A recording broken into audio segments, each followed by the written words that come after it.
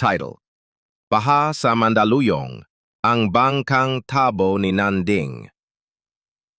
Pag umuulan sa Mandaluyong, alam na, si Nanding laging handa.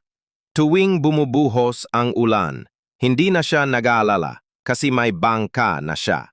Isang tabo na industrial size. Isang araw bumaha na naman. Habang ang iba'y takot sa baha, si Nanding ay naka-life vest, may dayami sa ulo, at sumisigaw. Hoy mga kapitbahay, sakay na sa Tabo Express.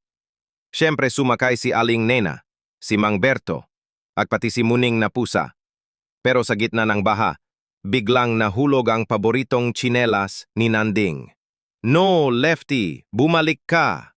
Habang hinahabol ang tsinelas, ang kabo ay lumubog. Nagtapos ang adventure sa harap ng barangay hall. Basang-basa pero masaya. At mula noon, kilala na si Nanding bilang Kapitan ng Baha. Moral: sa Mandaluyong, kapag umulan, huwag mag-panic, magtabo,